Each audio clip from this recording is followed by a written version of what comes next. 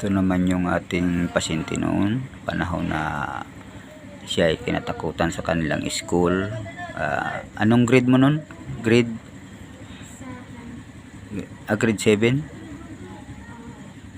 Grade 8, diba? Grade 8? Grade 7 ka pa nito, ano?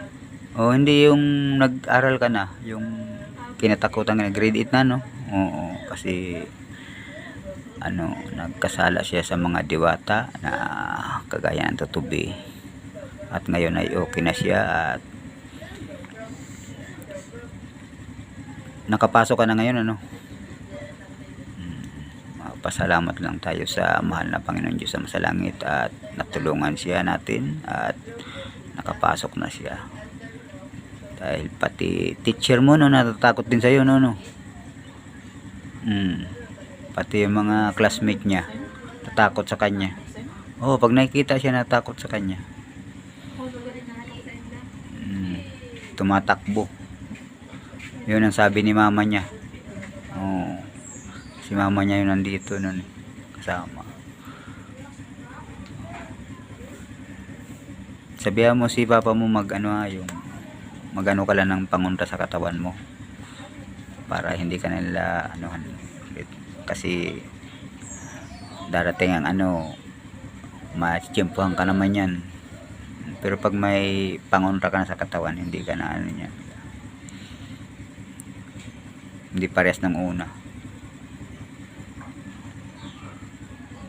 Sino yung prinsesa yun, no?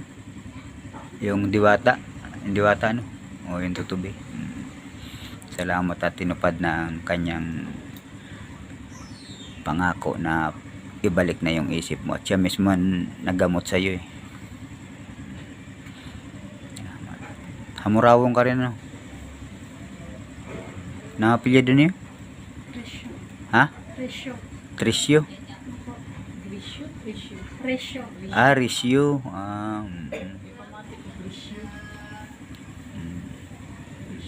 Sabihan mo lang si papa mo kag si mama mo, ha? Tao nabaligyang inda baboy. Buro barato. Kinuha pa sa niya pangontra. Wala man lang. Tapos alayan pa siya sa baboy, ulo sa baboy, lechon daw. Delikado yun. Pag inalayan ka nun, delikado, lalo kang lala. And then, quantity niya 1,000. Amo lang.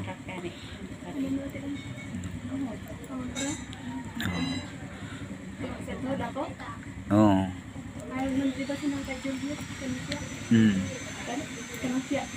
Natanggal niya pagkakarit.